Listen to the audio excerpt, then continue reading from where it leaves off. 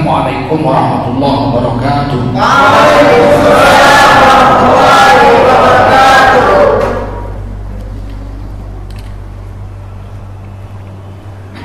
Hamdan wa syukran lillah wa salatan wa salaman ala rasulillah wa ala alihi wa sahbihi wa mawalah. Allahumma salli wa sallim ala hadha nabiyil karim sayyidina wa maulana Muhammadin wa ala alihi wa sahbihi ajma'in. Amma ba'du, qala Allah ta'ala fi kitabihil karim, a'udzu billahi minasy syaithanir rajim. Bismillahirrahmanirrahim. Qul innani hadani rabbi ila siratin mustaqim dinan qiyaman millata Ibrahim hanifa wa ma kana minal musyrikin. Qul inna salati wa nusuki wa mahyaya wa mamati lillahi rabbil alamin la syarika lahu wa bidzalika umirtu wa ana awwalul muslimin. Qala Rasulullah sallallahu alaihi wasallam, man kharaja fi talabil ilmi fahuwa fi sabilillahi hatta yarji. Baginda Rasul bersabda, siapa keluar untuk mendapatkan ilmu, orang itu adalah orang yang berjihad fi sabilillah sampai dia kembali ke tempatnya. Mudah-mudahan kita semua mendapatkan pahala jihad dari Allah Subhanahu wa taala. Amin. Shadaqallahul azim wa shadaqa rasuluhun nabiyul karim. Wa nahnu ala dzalika minasyahidin wasyakirin walhamdulillahi rabbil alamin. Para ulama, tuan-tuan guru, para ustadz yang dimuliakan Allah SWT, segenap pengurus Masjid Raudhatul Ulum, Bapak Ketua dan seluruh jajaran yang dimuliakan Allah SWT, Bapak ibu-ibu jamaah pengajian zuhur desa apa nih? Candi Rejo, Indragiri Hulu, Provinsi Riau yang dimuliakan Allah SWT, serta anak-anakku generasi muda Islam yang dimuliakan Allah SWT. Wajiblah kita bersyukur kepada Allah SWT. Salawat dan salam selalulah hendaknya kita sampaikan untuk baginda Rasulullah sallallahu alaihi wasallam. Rasulullah janji, man shalla alayya salatan wahidatan sallallahu alaihi asyran. Siapa salawat kepada aku, kata Nabi, sekali, maka Allah akan memberinya rahmat dan barokah 10. Bayangkan, satu rahmat Allah aja menyelesaikan seluruh urusan kita dunia sampai akhirat. Kita masuk surga bukan karena banyak amal kita, tapi kita masuk surga karena rahmat Allah. Rahmat Allah dapat 10 sekali selawat. Tapi hari ini orang malas selawat sama Nabi, malas. Kata Nabi, siapa mendengar nama Nabi disebut mulutnya enggak selawat, itu orang pelit. Al-bakhilu man dzukirtu indahu falam yusalli alayya. Orang yang bakhil, pelit, kedekut medik, sapilik karyang, adalah orang yang mendengar namaku disebut orang, kupingnya mendengarnya, tak selawat dia kepadaku. Orang ini orang yang pelit. Al-bakhilu ba'idun minan nar. Orang yang pelit itu ba'idun minallah. Orang yang pelit itu jauh dari Allah. Wa ba'idun minan nas, jauh dari manusia. Wa ba'idum minal jannah, jauh dari surga. Wa qaribun ilan nar. Sedangkan orang yang pelit dekat ke neraka, jauh dari Allah. Allah nggak suka orang pelit. Jauh dari manusia, manusia nggak suka orang yang pelit. Surga pun nggak suka dengan orang yang pelit. Siapa orang yang pelit? Orang yang tidak mau berselawat kepada Nabi ketika mendengar nama Nabi disebut di dekat dia. Mudah-mudahan kita semua termasuk orang yang rajin berselawat kepada Nabi SAW. Amin. Oh Bapak saudara sekalian, hidup di dunia singkat aja. Kata Nabi ma baina sittin wa sab'in, antara 60-70 tahun matilah kita. Kalaupun ada di antara umat Nabi yang umurnya lebih 60 tahun lebih, 70 tahun, 80 tahun, 90 tahun, sedikit. Qalilan minhum, sedikit sekali. Saya tanya yang hadir, ada yang umur 90? Coba tunjuk tangan, ada? Ada? Nah, tak ada. 80 ada? Nah, tak ada. 70? Dekat-dekat ada, 70 pun tak ada. Memang antara 60-70 saja. Habis itu kita pun mati. Maka jangan sia-siakan umur, karena umur tidak berulang. Umur tidak berulang. Kalau kita mati, tidak ada kesempatan kita mau beramal soleh lagi, habis. Tutup buku. Dikubur kita hanya menunggu hasil dari perbuatan kita di dunia. Kalau di dunia ini kita rajin menanam amal, sholat, puasa, zikir, wudu, baca Quran, salawat Nabi, pergi umroh, haji, silaturahim, sedekah, infak, banyak kita tanam amal. Di dalam kubur kita menunggu panen. Aduh, alangkah gembiranya. Udah nampak di kubur tuh, ya Allah, itu sholatku sudah berbuah, itu ibadah puasaku seumur hidupku sudah berbuah, itu sedekahku seumur hidup sudah berbuah. Nampak itu, dinampak di kubur, dinampakkan. Itu zikirku seumur hidup sudah berbuah, itu selawatku seumur hidup sudah berbuah, itu sedekahku, itu silaturahimku sudah berbuah semua. Tinggal petik hasilnya saja. Oh, alangkah bahagianya orang dikubur yang dinampakkan buah-buah amal solehnya di dunia. Maka disebutlah kubur itu menjadi raudhah min riyadil jannah, taman daripada taman surga. Alangkah sialnya manusia dikubur puluhan ribu tahun, tak ada amalnya. Sholat tidak, puasa tidak, zikir pun malas, sholawat nggak pernah, nggak ada amal-amal solehnya. Umroh nggak pernah, apa amal soleh? Baca Quran nggak bisa, wudu pun malas. Maka yang dinampakkan ibarat belukar, semak belukar, yang ada situ ular, kalajengking, harimau, aduh ampun lah. Maka menjadilah kuburnya itu khufron min khufarin niron, lembah daripada lembah neraka. Oleh karena itu jangan main-main. Umat Islam ini, agama Islam inilah penyelamat kita dunia akhirat.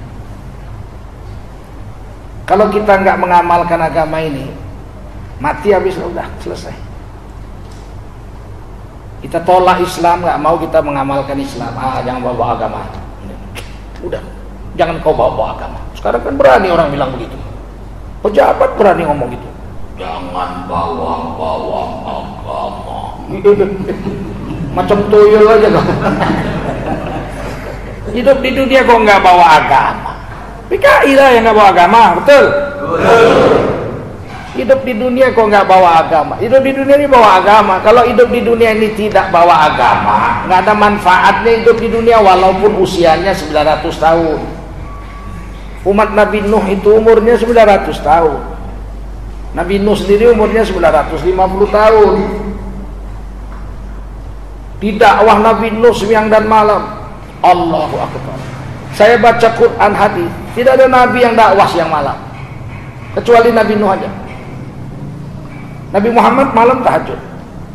Ya ayyuhal muzammil qumil laila illa qalila. Hai orang yang berselimut malam, yaitu Nabi Muhammad, bangkit malam hari, sholat separuh malam atau kurang darinya. Wa minal laili fatahajjat bihi nafilatan lak.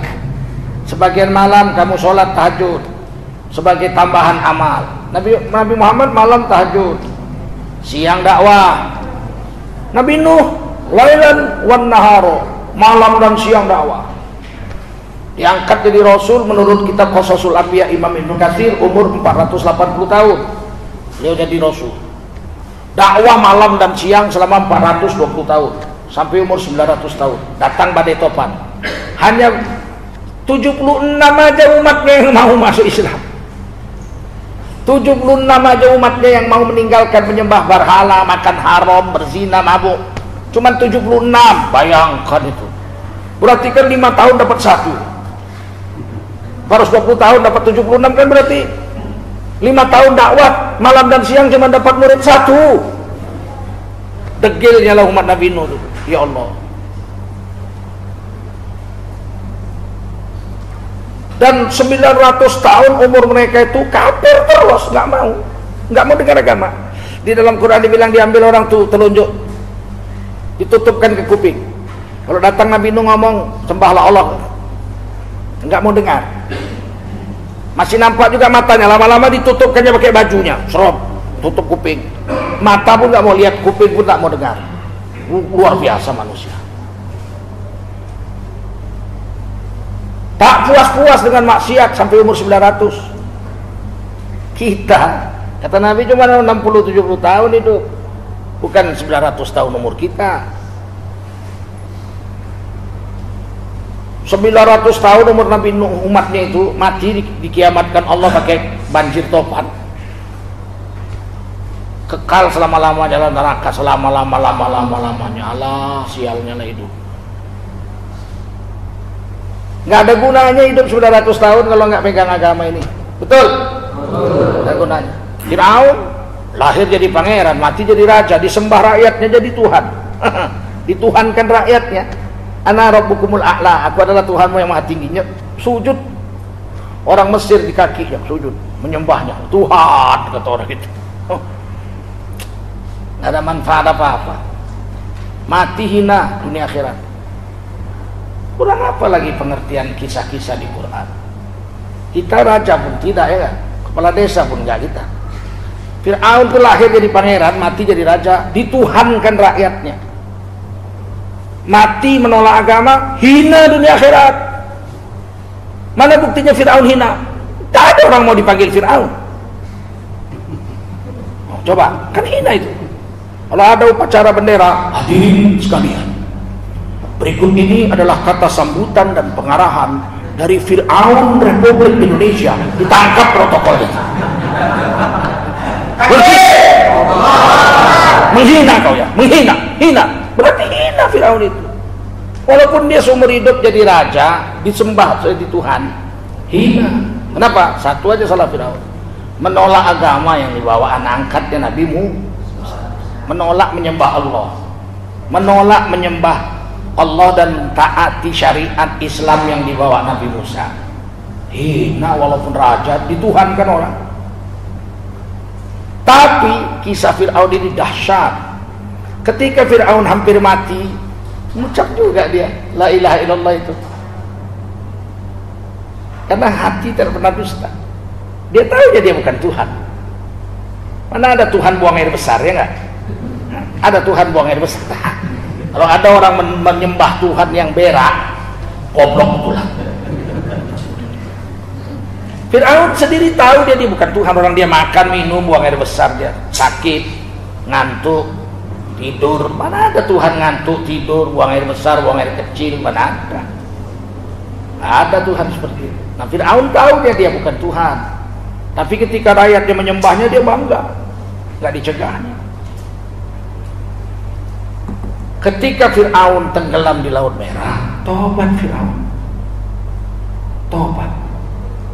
Ditulis di Quran surah Yunus ayat 89, 90, 91, 92. Hatta idza adrakahul gharaq, sampailah ketika Fir'aun tenggelam di Laut Merah hampir mati. Qala amant, berkata Fir'aun, aku telah beriman. Beriman Fir'aun. Amantu, aku telah beriman. Annahu la ilaha illalladzi amanat bihi banu Israil. Aku telah beriman, kata Fir'aun, sesungguhnya tiada Tuhan selain Tuhannya Bani Israel. Tiada Tuhan selain Tuhannya Nabi Musa dan Harun. Aku bukan Tuhan. Aku. Padahal Bani Israel itu 600 sampai 700 ribu orang dikejar mau dibunuh karena menolak menyembah Fir'aun jadi Tuhan. Begitu mereka Nabi Musa dan kaumnya itu, menurut Imam Suyuti dalam kitab Durrul Mansur, 600 sampai 700 ribu orang nyebrang laut, Fir'aun tenggelam di laut. Dibilangnya, betul lah aku bukan Tuhan, yang Tuhan itu Tuhan yang Bani Israel itu, Tuhannya Nabi Musa yang Harun itu yang betul Tuhan, bukan aku. Ngaku dia, wa ana minal muslimin, dan aku adalah orang Islam. Ngaku Fir'aun, aku nunduk patuh sama aturan Allah. Aslama yuslimu islaman, aku ini menyerahlah dengan hukum Allah. Tapi dijawab Allah, al-ana wa qad asaita qablu wa kunta minal mufsidin. Sekarang kau baru tobat, kata Allah. Al-an, sekarang. Sebelum ini kau maksiat sama aku, merusak hukum-hukumku. Kusuruh nyembah Allah, kau bilang sembah kau. Kusuruh kau taati aturan Allah, kau kejar-kejar orang yang beragama yang menyembah aku, kau kejar-kejar, kau bunuh. Mimpi kau kekuasaanmu mau hancur, kau bunuh semua anak laki-laki Bani Israel yang lahir. Keluarkan keputusan raja, asal bayi lahir dari Bani Israel sembelih. Yudzabbihuna abna'akum wa yastahyuna nisa'akum. Asal lahir bayi Bani Israel tahun itu bunuh semua. Kan gila itu. 700 ribu Bani Israel, kalau lahir kurasa 10 ribu adalah ya enggak? Yang lahir 1 tahun itu kan bunuh semua. Sekarang kau baru taubat, kata Allah. Sebelum ini kau rusak dunia ini. Maka ditolak Allah lah taubat Fir'aun. Apa kata Allah? Ayat ini disambung, fal yauma nunajjika bibadanik. Pada hari ini Fir'aun, badanmu akan kuselamatkan, tidak akan busuk-busuk selama ribuan tahun. Badan. Fal yauma nunajjika bibadanika. Pada hari ini kamu diselamatkan jasadmu itu, badanmu itu. Litakuna liman khalfaka ayah, untuk menjadi bukti kehebatan aku, kata Allah, pada masa yang akan datang, kepada orang-orang yang lalai daripada mengingati aku dan mengingati agamaku ini, menjalankan agama. Oh, 5.000 tahun kemudian lebih. Apa itu HP itu? Matikan. 7.000 tahun kemudian kurang lebih, pada tahun 1950-an dapat jasad Fir'aun. Ramses III nggak busuk. Sekarang bisa dilihat, ada duit $1.000 bisa pergi Mesir lihat food selfie samping Fir'aun. Nggak busuk. Tapi sayang, kata Allah, wa inna katsiran minan nasi an ayatina laghafilun. Sayang 1000 sayang, sebagian besar manusia di masa yang akan datang sudah lihat Fir'aun, sudah lihat hebatnya Allah, mereka tetap saja lalai daripada Allah. Udah selfie samping Fir'aun, pulang nggak sholat juga. Selfie samping, ini aku baru dari Mesir nih, ini gambar lu Fir'aun jahanam nih, ini aku Tuhan manusia bangsat ini, bejat ini, sambil merokok. Tapi nggak sholat juga dia, nggak berubah. Udah lihat Fir'aun nggak berubah, nggak masuk agama. Matanya udah lihat Fir'aun, kupingnya udah mendengar Fir'aun menyerah di Quran. Di sana diceritakan sama gaib-gaibnya. Ustadz yang membawa dia pergi ke sana pun sudah menjelaskan, pulang nggak berubah juga. Bang, betapa degilnya manusia, keras kepalanya manusia. Sayang, kalau nggak ada agama sekelas Fir'aun aja menyesal, apalagi cuman sekelas kita. Betul? Tak ada yang lebih penting di dunia ini melainkan agama dan iman. Iman dan amal, dua ini, iman dan Islam, tidak ada yang lain. Dari 7,8 miliar penduduk dunia yang mengucap asyhadu an la ilaha illallah wa asyhadu anna muhammadar rasulullah, itu hanya 1,9 miliar. Coba, sebagian besar penduduk dunia ini kafir, yang beriman hanya 1,9 miliar. Bapak jangan bilang kafir, Pak, itu menghina namanya, memecah belah NKRI. Belum datang lagi manusia ke dunia, sudah ada kata-kata kafir. Nabi Adam masih di surga, sudah datang kata-kata kafir. Kata Allah kepada malaikatnya, isjudu li Adam, sujudlah kamu sama Nabi Adam. Fasajadu, para malaikat sujud menghormati Nabi Adam. Bukan menyembah ya, tak boleh menyembah. Ini litabud, haram, menyembah haram selain Allah. Ini lita'zim, hanya sekedar hormat. Sujudnya sujud fasjud isjudu li Adam, sujud kamu menghormat Nabi Adam. Fasajadu, segera detik itu juga malaikat-malaikat sujud hormat pada Nabi Adam. Illa iblis, kecuali iblis. Aba wastakbar, congkak dan sombong iblis. Wa kana minal kafirin, jadilah iblis makhluk yang kafir, yang kuat, yang kafir. Belum datang lagi Nabi Adam ke dunia, kata-kata kafir sudah ada. 75 tahun kita merdeka, nggak pernah ada masalah dengan kata-kata kafir. Sudah jadi bahasa Indonesia kafir itu. Udah ada di kamus besar bahasa Indonesia. Kafir, titik dua, orang yang menutup hatinya dari Allah dan Rasul. Udah jadi bahasa Indonesia. Tiba-tiba sekarang kan orang kafir itu mau campur persatuan, menebar kebencian. La ilaha illallah. Kita ini 236 juta di Indonesia. Dari 267 juta, kita 236 juta orang Islam di Indonesia. Kok diancam-ancam ngomong kafir aja nggak boleh? Dan kafir itu tidak menghina. Mana ada ayat Quran menghina? Ada ayat Quran menghina? Ada? Kuat jawabnya ada? Mana ada ayat Quran menghina? Kafir itu ayat Quran. Qul ya ayyuhal kafirun. Ayat Quran, mana ada menghina? Kafir itu asal kata kafaro yakfuru kufron. Kafaro yakfuru kufron, artinya menutup. Ini meja supaya cantik ditutup pakai telapak meja ini. Menutup meja ini dengan taplak meja ini, bahasa Arabnya kafaro yakfuru kufron. Bahasa Inggrisnya itu covering, covered. Bahasa Inggris mengambil dari bahasa Arab, kafaro itu cover, tutup. Yang menutup ini siapa tadi yang masang nih? Siapa tadi yang masang ini? Kafir. Orangnya ada di situ penghinaan? Ada? Ya, ada penghinaan. Kok sekarang kok dibelokkan seolah-olah Al-Quran itu keji. Orang Islam yang bilang kafir itu berarti menebar kebencian. Kok jadi terdakwa kita di negeri kita sendiri? Padahal 90% yang memerdekakan Indonesia ini orang Islam. Betul? 10% lagi yang agama yang lain. Itu pun kalau berjuang dia. Yang jelas orang Islam lah 90%. Betul? Ini agama ini perlu dipelajari ini. Tak boleh kita lalai. Sebab banyak orang yang mau menyingkirkan agama dari panggung negara ini. Meskipun KTP-nya Islam tapi tak suka Islam. Banyak KTP-nya Islam tapi gak suka Islam. Jangan bawa-bawa agama. Dan berarti gak suka dia sama agama.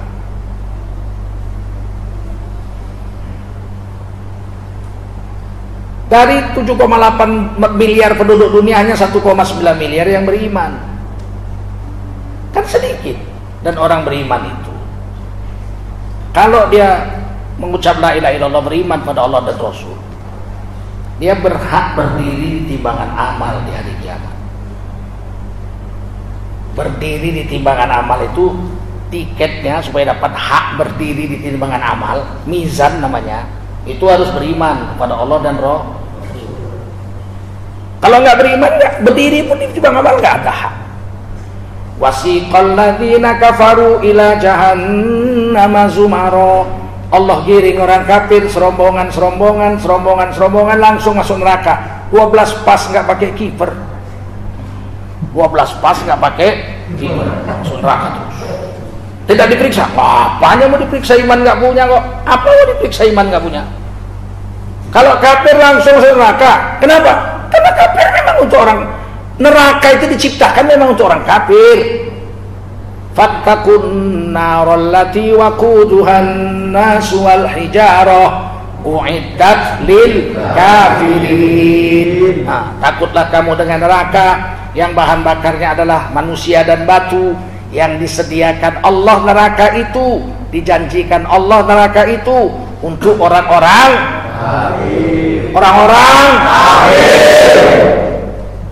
memang kekal mereka selama-lamanya di sana. Tidak berhak ditimbang amal pun tak berhak. Langsung aja tangkap, buang sana, buang terus habis.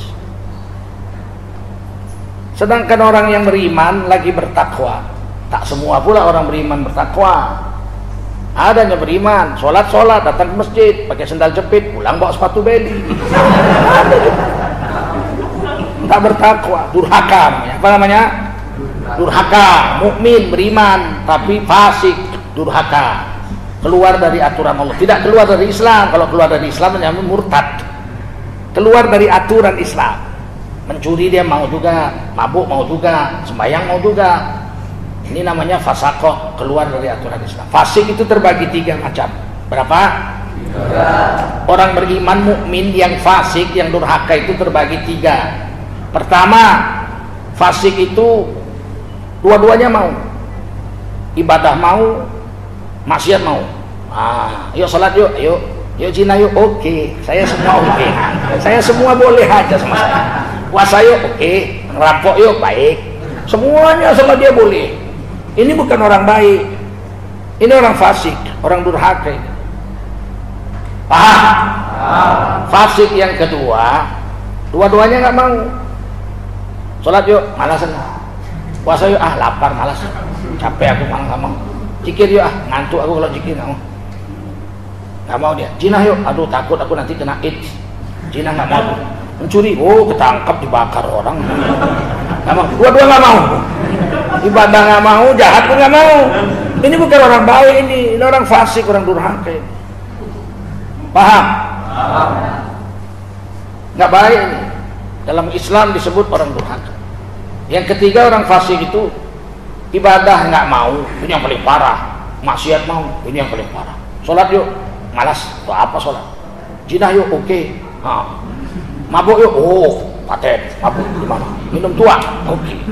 Zikir, gila kau. Udah dunia udah mau kiamat, zikir-zikir pula. Ini paling parah. Ini durhaka yang paling parah. Ibadah tak mau, tapi maksiat hobi. Ini paling parah. Dalam bahasa Arab disebut amsal fil amsal. Ada tingkatan-tingkatan. Tapi orang seperti ini nggak langsung dibuang ke neraka. Hari kiamat dia ditimbang amal. Timbang amal. Fa'amma man saqulat mawazinuhu fahuwa fi 'ishatir radiyah. Apabila setelah ditimbang lebih banyak baiknya, lebih banyak pahalanya dari dosanya. Dosanya 1000, pahalanya 1001. Hampir saja itu. Tapi setelah ditimbang masuk surga. Paham? Wa amma man khaffat mawazinuhu fa ummuhu hawiyah wa ma adraka ma hiya narun hamiyah. Tapi kalau ditimbang amal lebih banyak dosanya daripada baiknya. Baiknya 1000, dosanya 1001. Apa boleh buat? Masuk neraka dulu. Sampai yang satu tuh lunas. Ini Quran yang bilang, betul? Kita hafal ayatnya pun. Man nggak paham aja. Setelah lunas dosanya dikeluarkan dari neraka, yukhriju minan nar, dikeluarkan dari neraka, dimasukkan ke surga. Tapi di keningnya ditulis, dipahat di keningnya itu al-jahannamiyun, mantan penduduk jahannam. Sehingga kalau jumpa orang di surga tunduknya, malu. Mantannya kata. Berapa lama? Ya 10 tahun. Nggak bisa hilang itu, selama lama-lamanya ada tertulis mantan penduduk jahanam, al-jahannamiyun. Coba kalau tahanan KPK ditulis di keningnya, nggak dipahat ya nggak? Maling bansos gitu ya. Kan asik ya. Keluar dari penjara kita lihat, oh mantannya. Bangsat kau gitu. Ini maling ditutup-tutup, ceritanya hilang, nggak ada lagi cerita. Maling bansos nggak ada lagi cerita. Cerita radikal, ya nggak? Radikal, ekstremis. Maling nggak diceritain. Bujer yang diserang ustad abal-abal, modal serupan sama jenggot doang. Mana ada ustad abal-abal dalam Islam? Nggak ada ustad palsu dalam Islam. Polisi palsu banyak, pakai rambut cepak, badan tegap, pakai baju polisi, modal semprit bisa juga diembatnya orang. Walaupun belakangan ketangkep, tapi bisa sempat 6 bulan, 2 tahun ya kan. Tentara palsu 10 tahun baru ketangkep. Kalau ustadz palsu, modal jenggot serban pakai jubah naik panggung khutbah, belum ama ba'du udah ketahuan. Belum ama ba'du, baru ngucap alhamdulillah, lah kalau kata ila billah. Ustaz palsu udah ketahuan. Betul?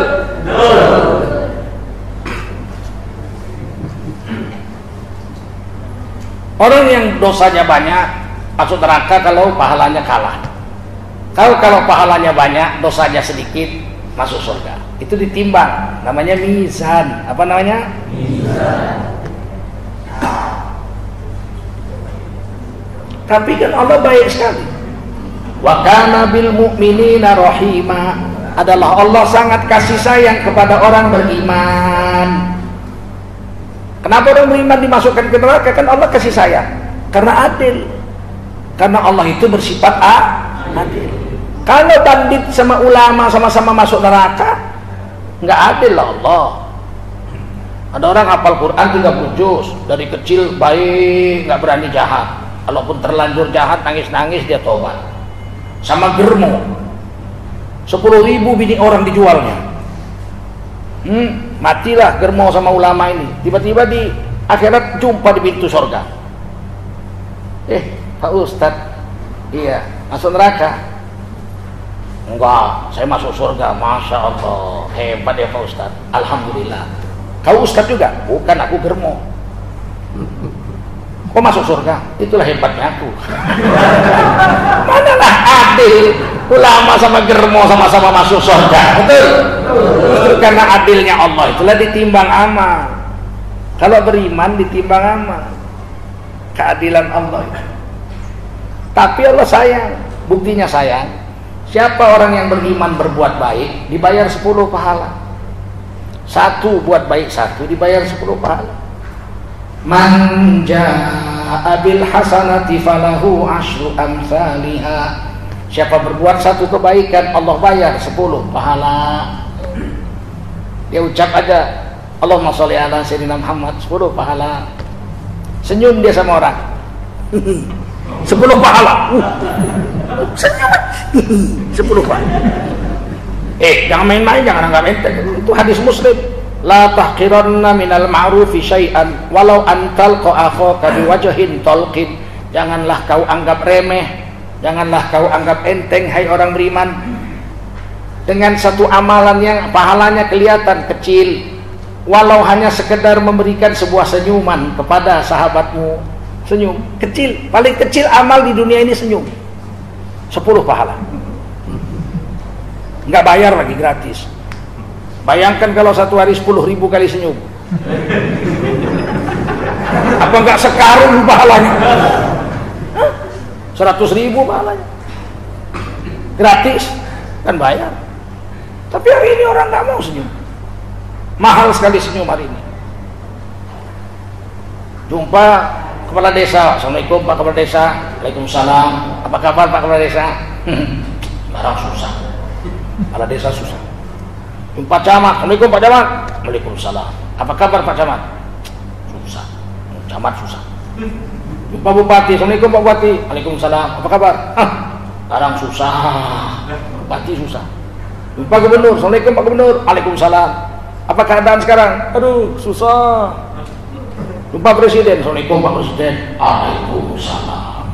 Apa kabar Pak Presiden? Apa sampean nggak lihat badan saya tambah susah juga. Senyum aja nggak mau. Senyum aja nggak mau. Kata Rasulullah, ciri-ciri ahli neraka di dunia aja udah nggak mau senyum. Saya kalau lihat orang tak mau senyum, jangan-jangan ini, jangan-jangan nggak mau senyum. Nengok orang zikir, ada orang sholat, habis sholat jabatan tangan kanan kiri ditepis ya, nggak mau. Nengok orang wirid yasin, Nggak pernah senyum. Lihat orang pakai jubah serban,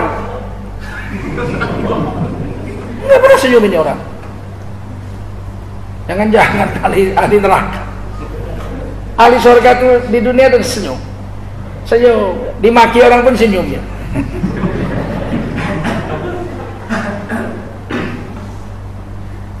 Jangan anggap enteng dengan satu amal. Berbuat satu kebaikan satu dibayar 10 pahala. Wa man jaa'a bis-sayyi'ati fala yujza illa mithlaha wa hum la yuzlamun. Siapa melakukan satu dosa dibayar satu dosa saja. Allah tidak mau menganiaya hambanya. Kan hebat Allah itu.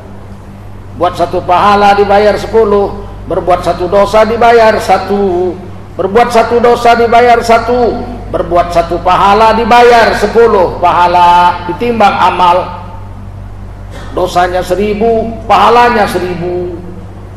Masuk kemana nih orang? Surga apa neraka? Ayo, bingung. Dosa 1000, pahala 1000, masuk mana? Harusnya neraka lah. Berarti kan dia berbuat dosa 1000 kali, berbuat pahala cuma 100 kali. Kan satu pahala dibayar 10. Harusnya masuk neraka, tapi ada Nabi, dikasih Nabi syafaat. Maka jangan main-main dengan Rasul. Tak ada makhluk di dunia ini yang lebih agung dari Rasulullah Muhammad SAW. Bahkan dengan malaikat Jibril pun lebih agung Rasulullah Muhammad SAW. Kalau ada makhluk yang lebih agung dari Rasulullah Muhammad SAW, pasti nama orang itu yang dituliskan di sebelah nama Allah. Kenyataan tidak. Ketika Nabi Adam tinggal di sorga, beliau sempat melihat ke tiang aras. Di tiang aras tertulis 2 kalimat, La ilaha illa ana wa Muhammad Rasuli. Tiada sesembahan kecuali aku Allah, dan Nabi Muhammad adalah Rasul utusan aku. Kalau ada yang lebih hebat dari Nabi Muhammad, pasti nama orang itu yang ditulis. Betul? Malaikat Jibril kerjanya mengantar wahyu kepada Nabi Muhammad. Nabi Muhammad menerimanya. Mana lebih hebat? Tukang antar surat atau terima surat? Siapa yang lebih hebat? Yang tukang antar apa yang tukang terima? Jangan main-main. Hari ini apa yang diajarkan Rasul kita anggap remeh. Tak ada kejayaan kecuali dalam Islam. Siap untuk menerima iman 100%? Siap? Iman diperiksa di kubur. Diperiksa di kubur iman. Di akhirat nggak perlu diperiksa lagi, langsung aja kafir masuk neraka. Betul nggak? Nggak ada periksa iman. Yang diperiksa di akhirat itu amal. Ditimbang apa yang ditimbang? Karena iman udah dibereskan di kubur. Makanya kafir langsung digiring masuk neraka, karena iman sudah dibereskan di kubur pemeriksaannya. Begitu orang masuk kubur, datang malaikat 2, namanya Mungkar Nakir. Bukan Mungkar Mangkir, Mungkar Nakir. Semua Mungkar Nakir. Kadang orang Islam nih, kau nanti dikubur jumpa malaikat Mungkar Mangkir. Mungkar Mangkir. Malaikat Mungkar Nakir ini kejam, Pak. Siapa aja masuk dia tanya langsung, "Man buka?" Suaranya sekeras petir. Kecuali Nabi dengan Rasul aja dia nggak berani nanya. Nabi Muhammad mana berani malaikat Mungkar Nakir nanya, "Man buka?" Mana berani Mungkar Nakir nanya Nabi Muhammad. "Man nabiuka?" Siapa nabimu? "Akulah," katanya. Apa kau tanya-tanya?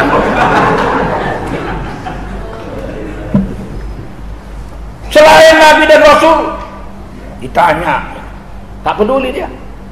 Asal masuk, belum pulang yang ngubur. Yang ngubur belum pulang, baru ditanya,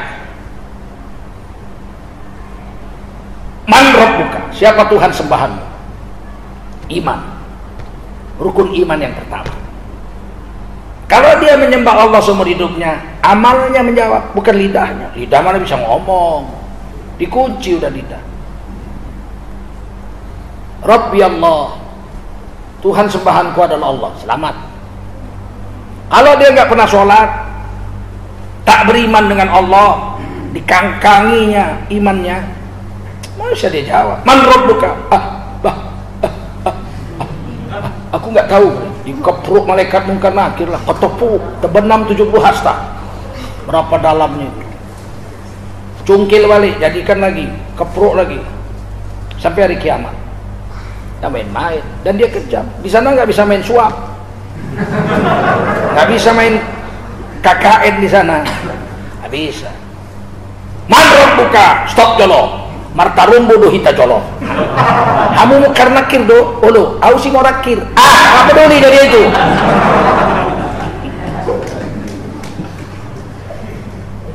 Yang ditanya adalah siapa sembahanmu? Ma imamuka, kitab suci apa menjadi pedoman hidupmu di dunia? Apa yang kita jadikan pedoman? Al-Quran. Kalau Quran selama ini dikangkanginya, mana bisa dia jawab di kubur? Quran bilang tutup aurat, pakai jilbab, diselewengkan. Ustaz bisa, orang ahli agama pidato coba. Wanita muslimah tidak wajib pakai jilbab. Loh, hebat ini orang. Yang wajib bagi wanita muslimah adalah menutup aurat, bukan pakai jilbab. Jadi nutupnya pakai panci.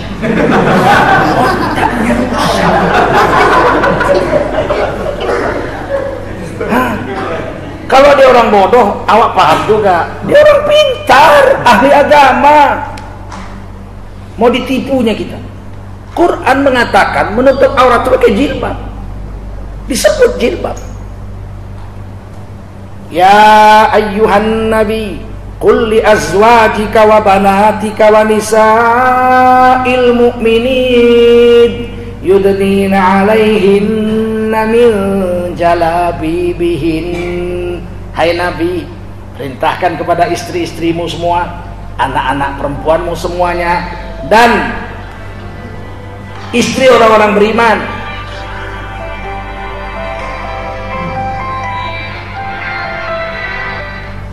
sedang ada perkara di Medan ini, OKP Islam dengan OKP pemuda berperang. Bentar ya. Halo. Nah, udah mati. Itulah Ustaz. Jauh-jauh pun dihubungi orang, sekarang ada HP. Kalau dulu yang bisa ngubungi Ustaz pakai zikir. Kalau zikirnya rusak nggak tembus. Sekarang pakai HP, awak tidur pun awak diganggunya. Baik, apalah mujahadah sedikit, karena salah satu tugas orang Islam itu fa aslihu baina akhwaikum, baik membaikkan sesama kita. Ada orang bertikai, baik-baikan. Tadi saya sudah telepon ajudan gubernur supaya selesaikan. Kita lanjut ya. Sampai mana tadi? Hai Nabi, perintahkan kepada semua istrimu, anak perempuan dan semua perempuan beriman, istri orang beriman, wajiblah mereka menutup seluruh tubuh mereka dengan jilbab. Jilbab mereka disebut jalabib, itu jamak dari kata jilbab. Tutup aurat itu perempuan pakai jilbab. Tiba-tiba ada ahli agama bilang wanita wajib tutup aurat tapi tidak wajib pakai jilbab. Kan jelebau. Tahu jelebau kalian? Jelebau itu bahasa kami orang Melayu Delhi, labi-labi. Allah bilang jilbab, dia bilang nggak perlu pakai, nggak wajib pakai jilbab. Banyak sekarang Pak orang menyesatkan orang Islam, ahli agama. Hati-hati kalian memilih guru, hati-hati kalian memilih ulama yang akan kalian ikuti di akhir zaman. Ulama yang dekat dengan penguasa nggak usah dekat-dekat kalian. Kata Nabi maling itu. Kalau ada ulama datang-datang ke rumah penguasa, itu pencuri, kata Nabi. Maka kami memilih jarak dengan penguasa, bukan benci dengan penguasa. Memang disuruh Nabi memilih jarak. Kalau dia bagus, dukung. Kalau dia salah, kritik. Betul? Jangan mengharapkan duit dari pejabat. Maka ulama harus bekerja. Saya masih bekerja sampai sekarang. Nggak peduli kita dengan uang ceramah-ceramah. Nggak usah dibayar, nggak apa, kenapa rupanya. Orang bukan untuk kita kok, dapat pun kita bagi sama orang. Dulu saya nggak terima pun sama sekali. Tapi belakangan banyak kali orang miskin datang aja sama awak. Orang Islam ini pula kalau susah datang ke ustaz.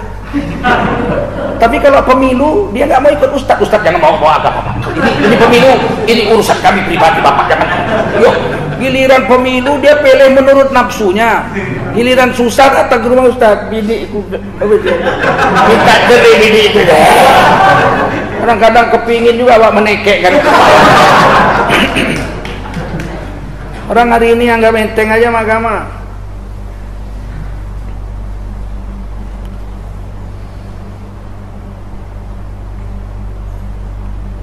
Oleh karena itu, ini iman diperiksa di kubur, Pak. Kalau selesai urusan iman di kubur, maka berubahlah kuburnya menjadi taman daripada taman surga. Allah mengatakan kepada malaikat, khudh firashan minal jannah, ambillah sebuah tempat tidur dari surga, bentangkan di kuburannya, maka tidurlah dia di atas tempat tidur dari surga sampai hari kiamat. Berapa nyamannya kuburnya, dan kuburnya pun meluas seluas-luas mata memandang. Saya sering naik kapal terbang, itu yang paling saya dengar sebelum terbang tuh pilot ngomong, para penumpang yang terhormat, kita akan terbang dengan ketinggian 10.000 kaki di atas permukaan laut, menempuh jarak Jakarta Pekanbaru selama 1,5 jam, 1,5 jam, dengan jarak pandang 10 km. Oh, berarti terang. Waktu kebakaran hutan, jarak pandang hanya 200 meter, penerbangan dibatalkan. Jarak pandang 10.000 meter, 10 km. Kalau kuburan orang soleh diluaskan seluas mata memandang, 10 km lebar kuburnya itu, ya Allah. Awak punya rumah aja RSSSSSSSS. Rumah sangat sederhana sekali sehingga selonjor saja pun susah. Tapi kalau soleh dikubur 10.000 km, Bang. Tapi kalau jahat dijepit, kubur itu menjepitnya sampai tulang rusuknya tikam menikam satu dengan lain. Dan saya sudah buktikan. Yang namanya ustadz kadang-kadang dibawa orang membongkar kubur. Kuburannya kena jalan, kubur pindah, kena pelebaran sungai dipindah. Ada yang utuh mayatnya tidak busuk. Bukti iman di kubur. Muazin Syekh Besilam yang pertama, Haji Ilyas namanya, sudah 50 tahun wafat. Cucunya wafat, dibongkarlah kuburannya, udah penuh kuburan kan, didabel lah sama kuburan kakeknya ini, cucunya ini. Begitu dibongkar kuburan Haji Ilyas, masih utuh, tak busuk, 50 tahun dikubur. Muazin. Ada tukang pangkas di Jalan Setiabudi, belakang Pancabudi, di samping Sungai Sikambing, dekat rumah saya. Karena pelebaran sungai kena bongkar beberapa kuburan. Di situ ada pohon-pohon bambu. Banyaklah yang ditembus akar bambu tuh, mayat-mayat, tulang-tulang tuh. Payah kali mengambil tulang-tulangnya. Tapi ada satu tukang pangkas, sudah 7 tahun wafat. Badannya masih utuh, akar bambu itu melingkar. Nggak ada satupun akar bambu yang menikam tubuh. Tukang pangkasnya, tapi jaga waktu sholat 5 waktu, nggak pernah tinggal. Setengah jam mau azan dia sudah pakai sarung, udah pakai baju teluk belanga, menunggu azan dia nyebrang dari tempat pangkasnya itu. Seberang itu ada masjid, Jalan Binjing. Situlah kerja dia setiap hari, zuhur, asar, maghrib, setengah jam sebelum azan dia udah masuk masjid. Subuh dengan isya dia di rumahnya. Asal setengah jam lagi mau azan dia udah masuk masjid. 5 waktu dia jaga masjid, dia tukang pangkas. 7 tahun mati belum busuk mayatnya. Ada satu kuburan lagi dibongkar, banyak kuburan di Masjid Juang 45, Jalan Serdang, Medan. Saya lama mengajar situ. Dibongkar. Di antara kuburan yang dibongkar itu ada satu anak gadis, sudah 25 atau 27 tahun dikubur, badannya tidak busuk. Kain kapannya pun belum rusak. Anak gadis. Ditanyalah kepada saudara-saudaranya, apa kelebihan saudara kalian ini? Dulu kami gadis pingitan. Rumah panggung, kami di atas rumah tak boleh turun. Kecuali kami udah kawin baru dibawa suami kami. Kami nggak boleh turun. Asal datang tamu pakai tabir. Depan tuh laki-laki sama bapak kami ngobrol, kami nggak pernah jumpa. Kalau tamu perempuan baru masuk ke dalam tabir. Tapi adik kami ini luar biasa. Kalau datang tamu, Dia bikin teh atau bikin kopi, dia goreng ubi atau goreng pisang, goreng keladi, apa aja yang ada makanan dia masak, dia keluarkan dari balik tabir untuk tamunya. Kami mencegahnya. Untuk apa kau susah-susah? Tamu itu pun nggak kenal sama kita, nengok muka kita pun nggak ada. Ngapain kau kasih makan? Pura-pura bodoh aja, tidur aja kita. Dia bilang jangan. Tamu itu harus dihormati. Kita ini orang Islam. Sampai dia mati, masih gadis nggak sempat kawin. Ikramul muslimin, memuliakan orang Islam. Tidak busuk mayatnya dikubur. Dan dia tidak pernah keluar rumah. Tidak pernah dilihat orang auratnya, wajahnya aja nggak dilihat orang.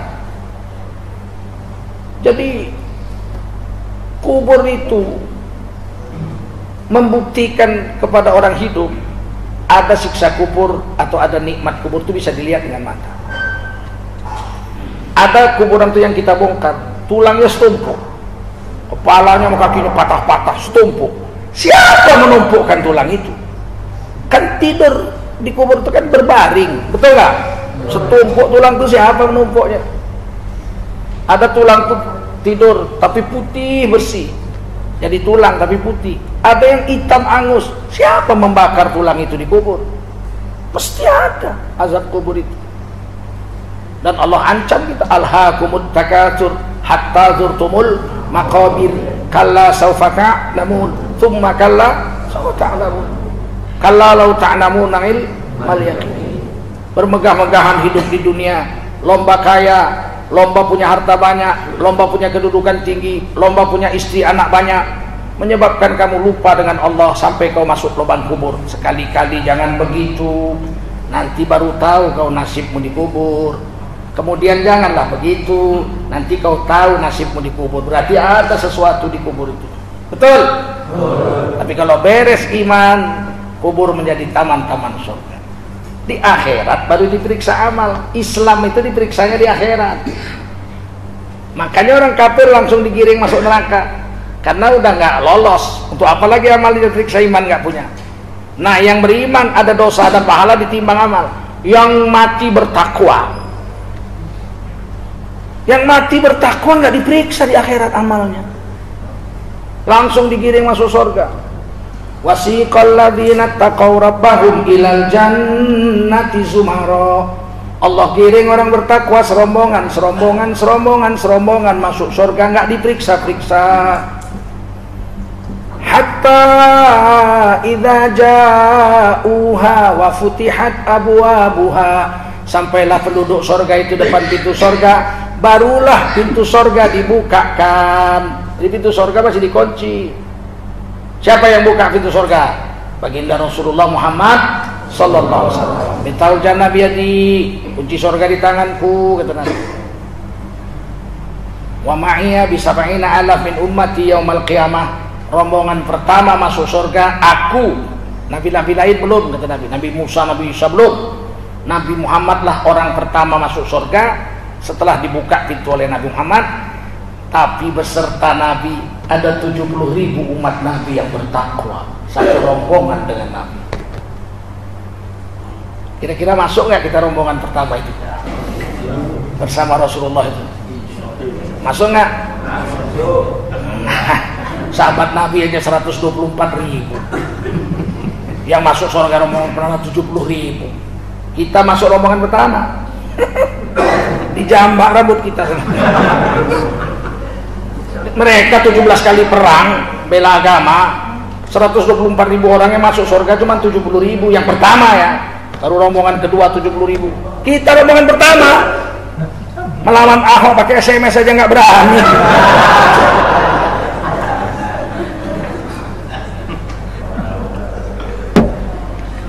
Sholat Jumat aja udah khotib sudah baca barakallahu li walakum fil Qur'anil azim, baru dia masuk masjid, itu pun sambil buang rokok. Mau masuk surga rombongan pertama. Orang bertakwa masuk surga nggak diperiksa-periksa. Kenapa? Karena surga memang untuk orang bertakwa. Uiddat lil muttaqin. Memang surga untuk orang bertakwa. Nah, orang bertakwa ini ada tandanya di hari kiamat. Kalau rajin wudhu, rajin sholat seumur hidupnya, dia jaga sholat dan wudhunya, maka bekas wudhu dan bekas sujudnya itu bercahaya di hari kiamat. Munawwaroh, bercahaya di hari kiamat, seperti matahari terangnya. Ada yang seperti bulan purnama. Nuruhum yas'a baina aydihim wa bi aymanihim. Tubuhnya, tangannya, kepalanya, kakinya, atas bawah, kanan kirinya bercahaya. Sehingga malaikat langsung tahu, nih siapa nih yang bercahaya-cahaya nih? Ini umat Rasulullah. Mau kemana? Mau ke surga. Apa amal kalian waktu di dunia? Oh, kami senantiasa berwudu dan menjaga sujud. Masuk surga. 8 pintu surga. Pintu utama yang pertama namanya babus sholat. Pintu untuk orang-orang yang unggul sholatnya. Jelas? Nggak diperiksa, bercahaya. Tapi ada yang ikut masuk. Loh, itu kan bapakku itu. Lari. Itu kan adikku. Lari. Itu pamanku. Loh, itu kan supirku. Kok bisa bercahaya ya supir ya? Dia lari, dia kejar, semua ikut mau masuk. Di stop malaikat tengah jalan. Wamtazul yauma ayyuhal mujrimun. Minggir orang berdosa. Nggak boleh kamu ikut masuk. Itu kawanku itu bibiku, itu adikku, itu tetanggaku. Minggir. Mereka orang-orang yang menjaga sholat, menjaga wudu. Kenapa kami nggak boleh? Raimu meleketek, mas.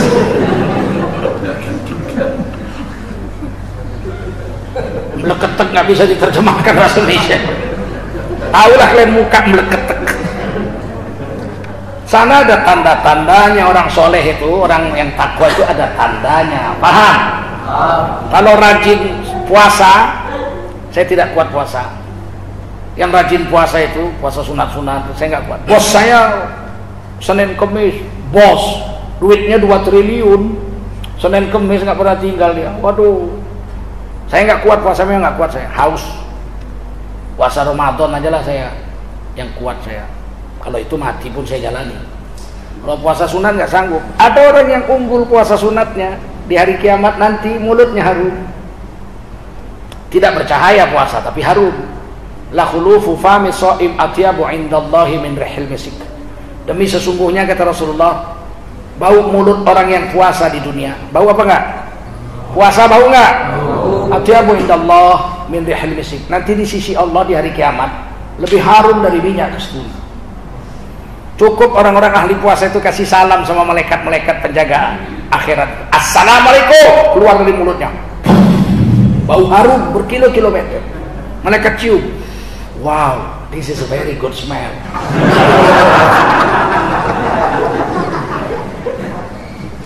Dia boleh masuk pintu babur royan.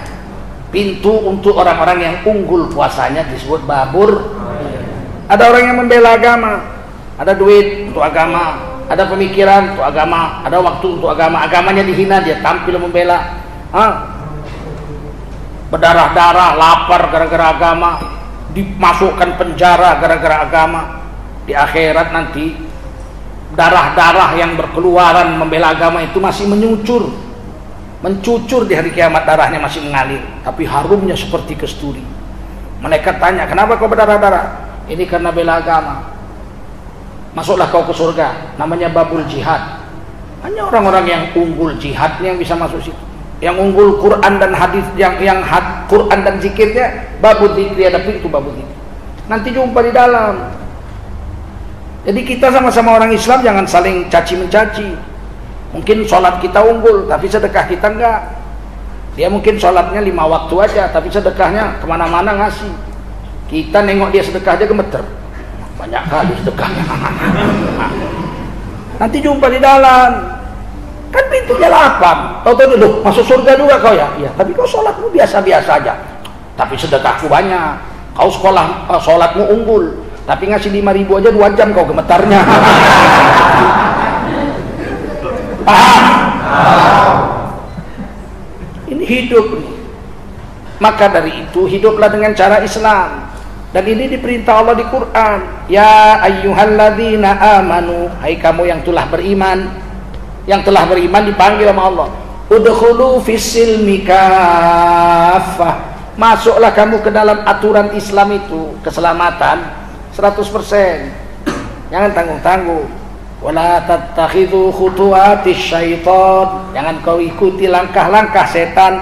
innahu lakum aduwwum mubin. Sesungguhnya setan itu musuhmu yang nyata.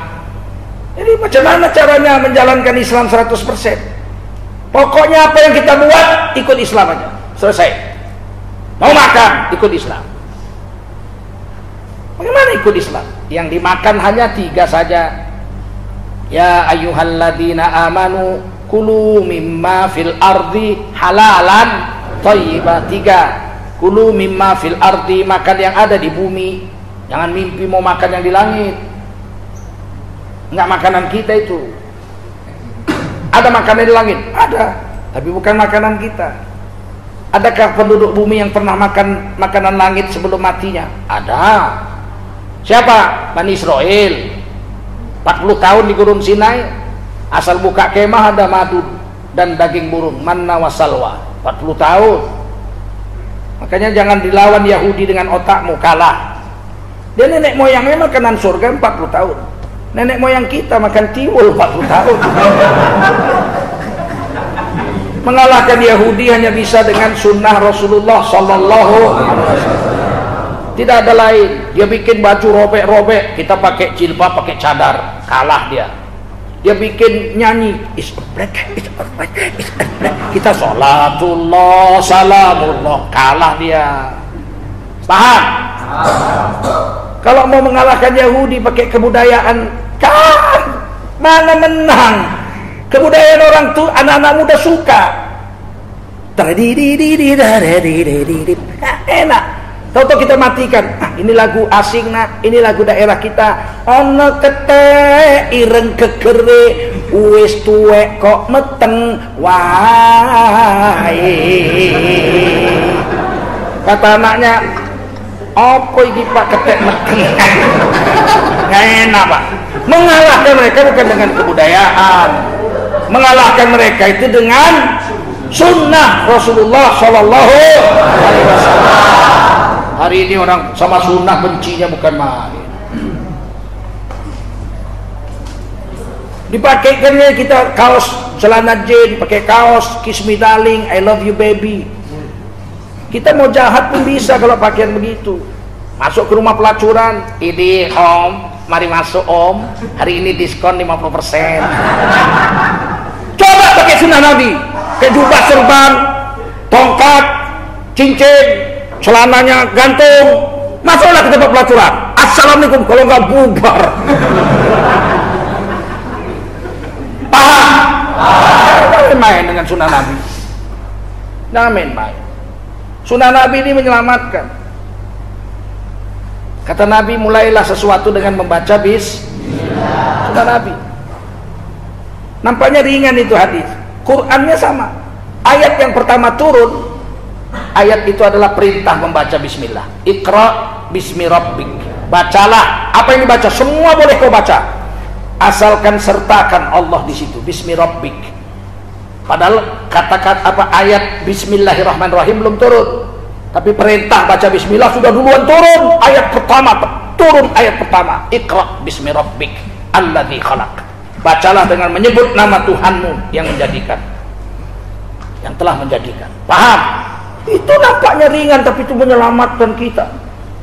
Tidak mungkin kita buka internet, membaca situs porno, buka film porno kalau baca bismillah. Tidak mungkin. Bismillahirrahmanirrahim. Tidak mungkin, betul? Maka hiduplah dengan cara Islam biar selamat. Walaupun sunnah Nabi itu tidak wajib, baca bismillah nggak wajib itu. Sunatnya, iya tapi selamat. Siapa melakukan dosa dengan terang-terangan dia tahu itu dosa. Waktu memulai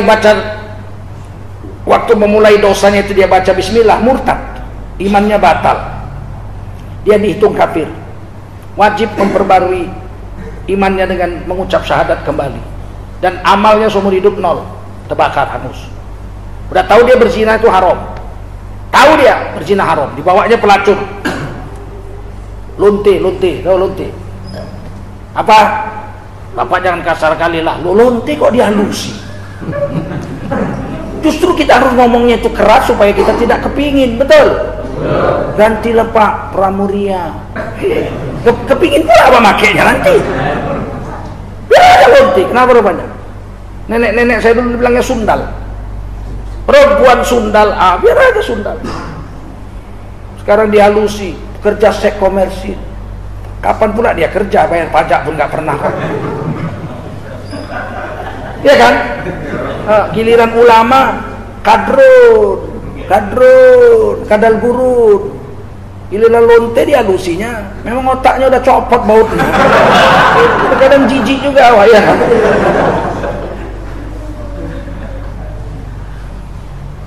Kalau dia tahu berzina itu haram, dibawanya perempuan pelacur ke kamar hotel.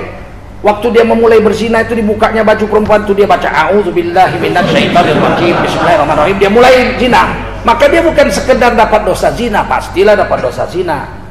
Itu pasti karena dia berzina. Yang paling parah adalah imannya dicabut, dia dihitung murtad, bukan orang Islam. Mati nggak boleh disolatkan ini orang. Dia mesti syahadat lagi memperbarui iman. Jangan main-main. Karena dia menghina Allah.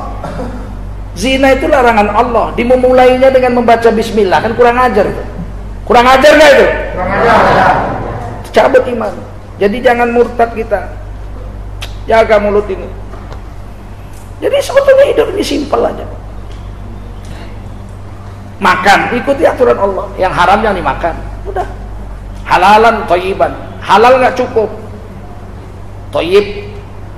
Udah tahu kolesterol 400, dimakannya otak kambing 5 piring. Kata supirnya, bapak baru diperiksa darah, bapak itu kolesterol 400. Kata ibu, bapak nggak boleh makan kambing. Diam kok, ku pecat kau nanti. Wit-witku, mulutku. Dimakannya otak kambing 5 piring. Besok pagi bencong mulutnya. Kenapa pak? Entah kenapa. Rakus kau. Udah disuruh makan yang halal lagi baik. Orang kolesterol nggak bagus makan otak kambing, betul? Makanlah yang lain, ikan. Kan banyak makanan yang lain. Jangan nafsu diikuti. Udah tahu sakit mah, dimakannya pulut, muntah darah lah. Pulut kan halal pak, halal tapi tidak thayyib, tidak baik untuk orang yang sakit mah. Kalau orang sakit mah kan bubur lah, makan labu. Nabi Yunus dimakan ikan 40 hari, lengket ususnya. Nggak makan 40 hari, hancur kulit dagingnya, kena asam lambung ikan itu. 40 hari dimuntahkan ikan lagi ke kampung halamannya di Nawawi, di Irak. Tergeletak, duduk pun nggak mampu lagi. 40 hari nggak makan, badan udah hancur semua ini, kena HCl itu, asam lambung ikan. Ususnya udah lengket. Tiba-tiba Allah kirim kambing dari atas bukit, ditinggalkannya anak-anaknya lagi menyusu. Lari dia ke pinggir laut, dikangkangkannya Nabi Yunus, diletakkannya puting susunya ke mulut Nabi Yunus. Nabi Yunus tinggal isap aja susu kambing itu, kenyang, pergi kambingnya. Kenapa Nabi Yunus diselamatkan Allah? Karena selama di dalam perut ikan, Nabi Yunus zikir, la ilaha illa anta subhanaka inni kuntu minadz zalimin. Zikir menyelesaikan semua masalah hidup. Islam ini sholat menyelesaikan masalah, puasa menyelesaikan masalah, wasta'inu bisabri was, takwa menyelesaikan masalah, wa may yattaqillaha yaj'al lahu makhraja wa yarzuqhu min haitsu la yahtasib. Siapa bertakwa, semua kesulitan hidupnya diselesaikan Allah, dicarikan jalan keluar oleh Allah, dan bonusnya diberi rezeki dari jalan yang tidak disangka-sangka. Pokoknya Islam ini menyelesaikan semua masalah dunia dan akhirat. Nabi Yunus 40 hari zikir aja, itu maka suluk itu 40 hari pak. Suluk itu 40 hari itu, Nabi Yunus dimakan ikan 40 hari. Zikir 40 hari, keluar dari perut ikan. Bisa kambing ngasih susunya. Setiap sekian jam datang lagi kambing tadi, dikangkangkannya sampai Nabi Yunus bisa duduk. Coba sekarang kita, ada kambing nyusukan anaknya, kangkang lah. Kalau nggak dipijak-pijak.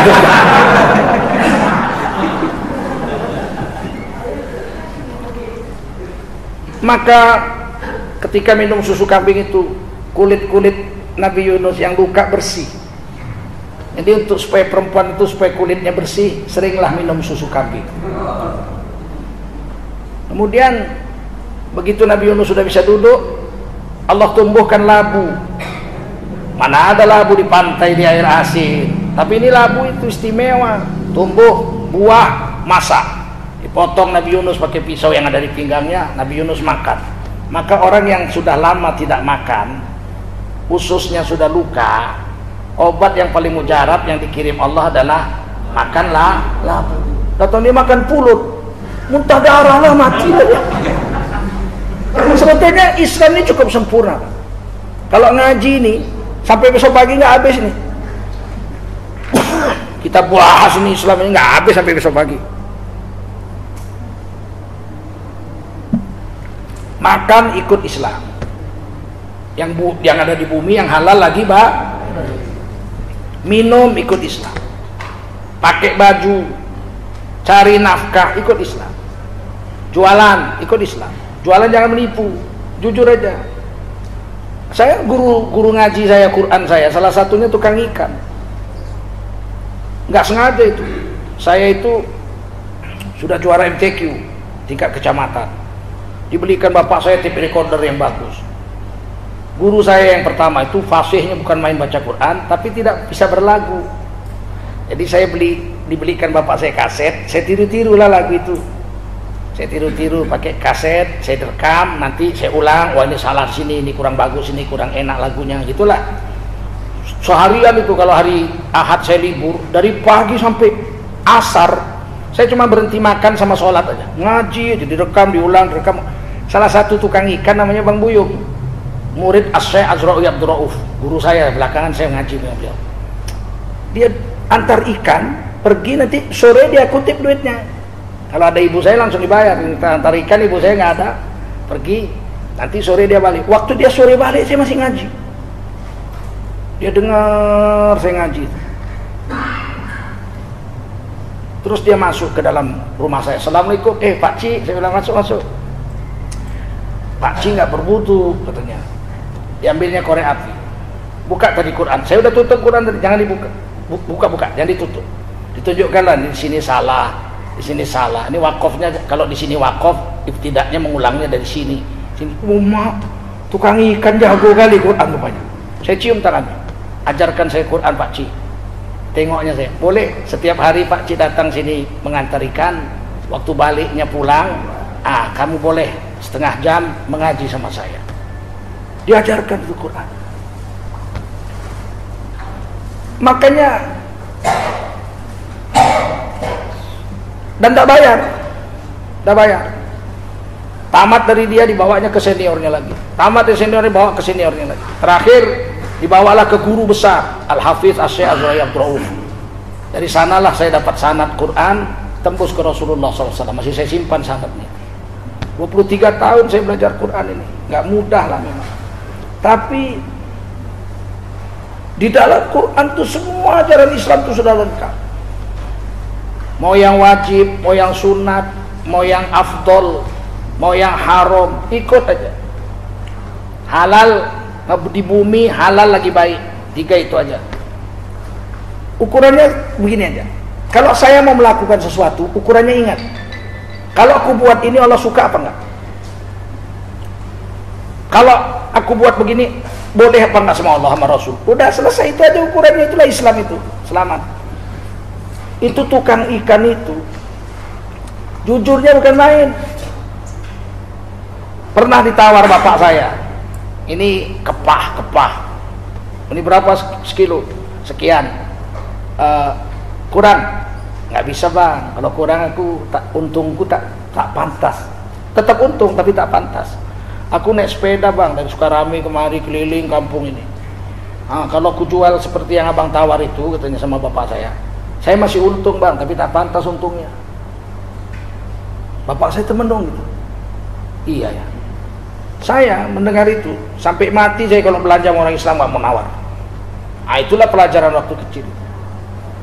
Bapak saya nawar, tapi dia bilang kalau segitu harganya pak, tak pantas untungnya untukku. Berarti ada untungnya tapi tak pantas. Hebatnya, dan memang ahli Quran, jujur. Tapi sekarang ini penipu berapa banyak. Saya itu belanja sejak kecil sampai kawin. Istri saya tidak saya kasih belanja ke pasar, saya yang belanja. Istri saya masak aja di rumah, belanja saya. Satu hari saya lihat ada orang jual bawang goreng. Sedangkan istri saya itu setiap saya masak sayur selalu rebus-rebus sama lalap. Kalau rebus pasti disiramnya pakai bawang goreng dan mengupasnya itu menangis-nangis.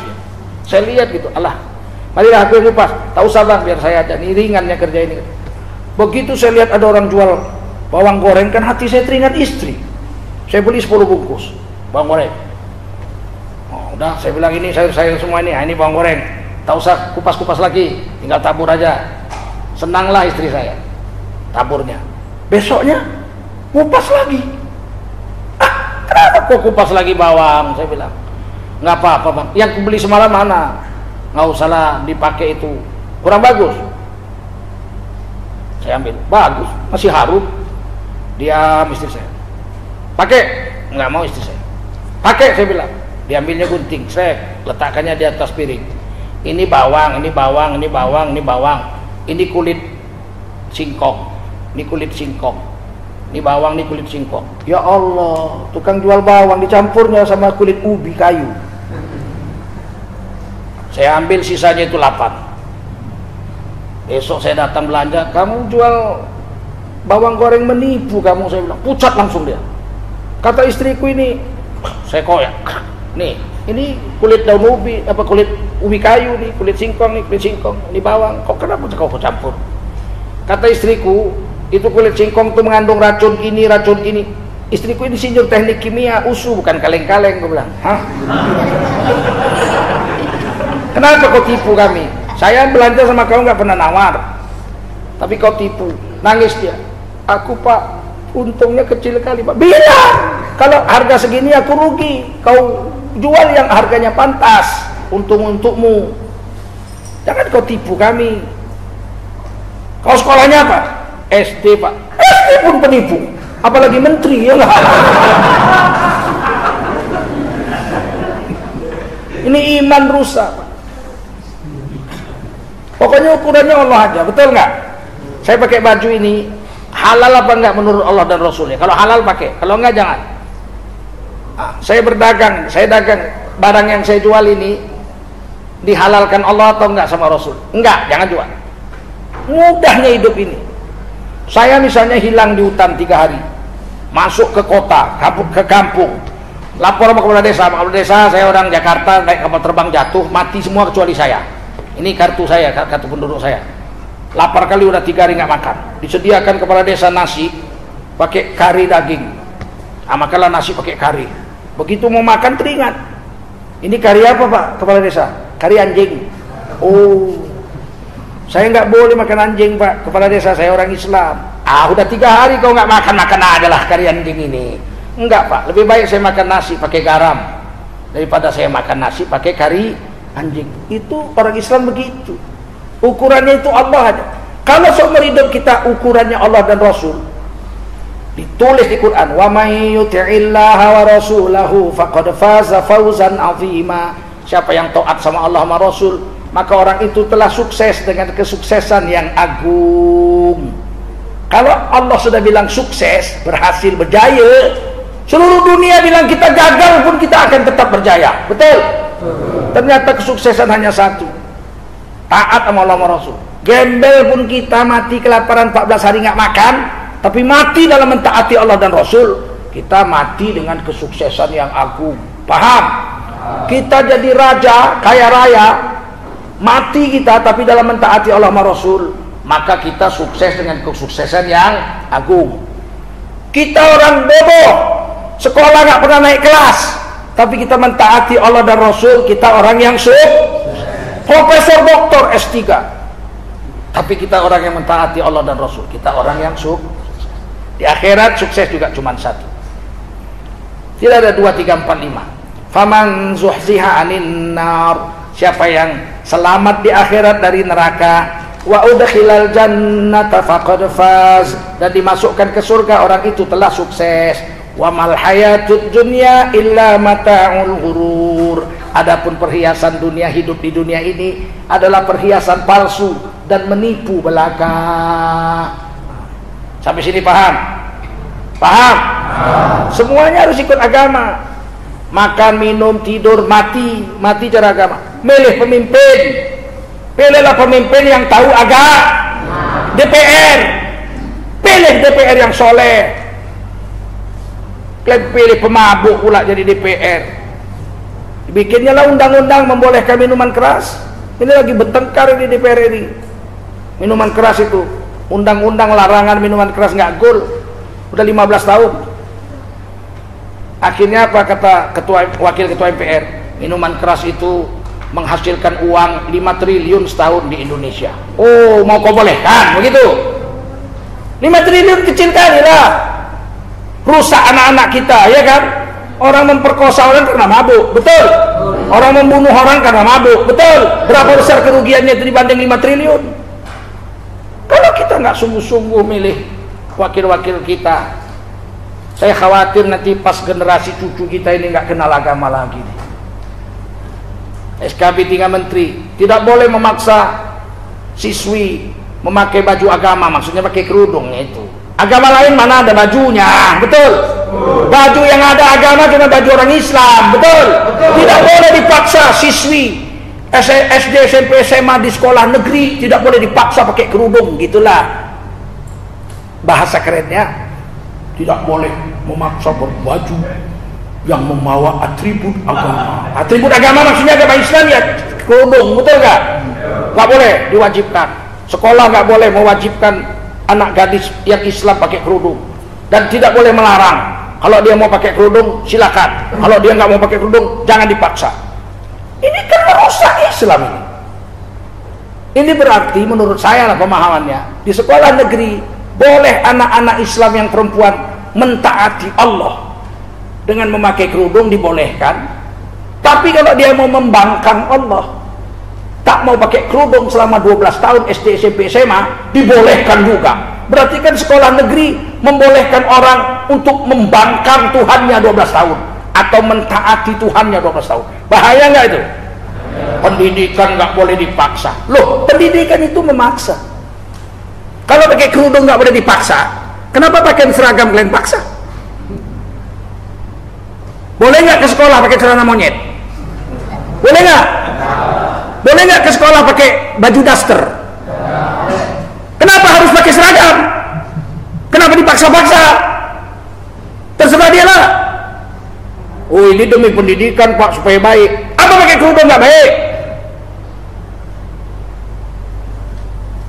Pakai kerudung jangan dipaksa-paksa. Kalau mau jangan dilarang-larang. Terserah dia, mau pakai silakan, nggak mau pakai silakan. Tapi pakai baju seragam diwajibkan.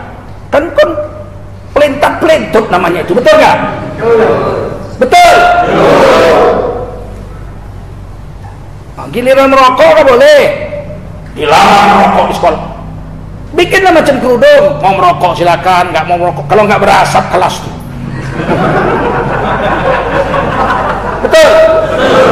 Kenapa merokok nggak boleh dibebaskan? Mau merokok silakan, nggak mau merokok silakan. Harus dipaksa nggak boleh merokok. Diwajibkan, dilarang merokok. Supaya baik Pak, jadi dilarang rokok. Kenapa pakai kerudung nggak diwajibkan? Kan supaya baik. Ayo, walaupun SKB 30 menteri tambah keputusan presiden tambah piagam PBB, kalau membolehkan orang Islam buka aurat di akhirat diadili Allah kok. Nggak takut Allah sama SKB 3 menteri itu. Nggak takut Allah dengan keputusan presiden. Betul? Sekarang kita ikut ulama atau ikut orang-orang yang begitu? Jangan kasih anak kita keluar rumah kalau nggak pakai kerudung. Nah, memang di sekolah kau boleh nak pakai baju pendek, tapi nggak kuizinkan kau keluar dari pintu rumahku kalau kau nggak pakai kerudung. Karena seluruh dosa kau buka aurat, bapakmu yang nanggung nah di akhirat. Mana tahan bapak menanggung dosamu? Nanggung dosa bapak sendiri aja nggak kuat. Anaknya harus diajar, betul? Mendidik itu harus dipaksa Pak. Sama dengan makan itu dipaksa. Anak kecil dibikin bubur, disaring bubur, dipaksa ke mulut anak bayi itu. Dipaksa, setahun 2 tahun mulai pakai bubur yang keras, yang besar. Kemudian makan nasi, dipaksa. Saya ingat dulu saya sering dicubit ibu saya. Makan cut, nggak mau, disuap. Saya itu sampai SD masih disuap ibu. Sampai saya sarjana udah kawin pun, kalau ibu saya sedang makan, minta juga saya sesuap 2 suap. Saking sayang sama ibu. SMP malas sekali saya makan. Pulang sekolah saya pakai sarung, pakai kaos, saya melukis. Di pujuk-pujuk ibu, ayolah makan nakku, makanlah sayang, makanlah, di pujuk-pujuk.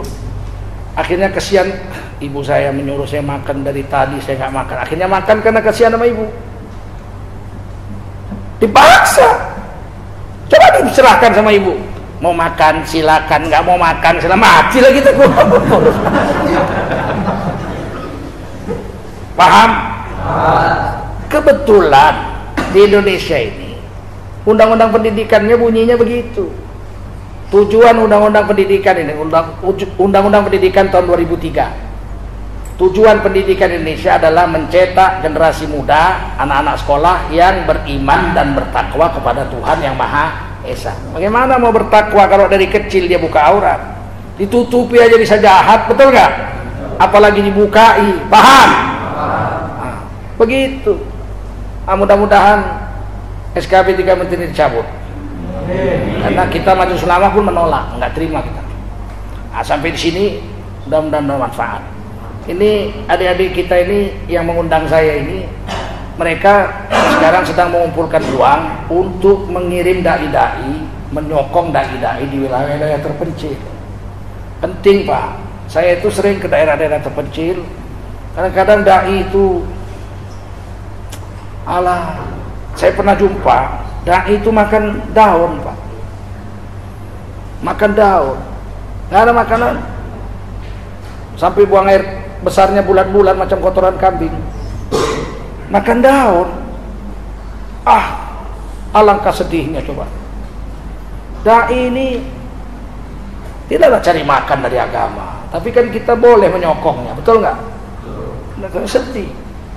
Di daerah-daerah minoritas tuh dai-dai kita ampun-ampunan, sudahlah dimusuhi oleh orang-orang yang tidak Islam di kampung itu. Orang Islamnya lemah pula diajak diejek-ejek.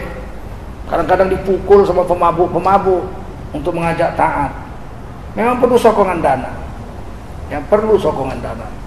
Mereka, kalau kami nggak perlulah. Tapi mereka perlu. Kadang-kadang mereka mau makan nasi beras pun tak ada. Mudah-mudahan kita bisa sumbangkan harta kita ya. Harta yang tadi yang belum ngasih kasih. Jangan sampai orang ini tidak membawa pulang dana kita untuk agama kita. Mudah-mudahan agama Islam berjayalah di Indonesia ini kan. Mudah-mudahan kita menjadi negeri yang baldatun thayyibatun wa rabbun ghafur. Bagi anak-anak muda yang main medsos, ikuti akun-akun ulama-ulama kita. Kadang-kadang sedih, ustadz, ulama ceramah yang dengar 3.000, 10.000, giliran pelacur 7 juta. Cuman cerita dia jina masih hitam, dia jina masih gendut, dia jina berjuta-juta yang nonton. Giliran agama untuk akhirat kita yang nonton 3.000, 10.000, 7.000. Kenapa kita ini? Untuk apa kita punya HP itu kalau enggak untuk menuntut ilmu agama? Betul?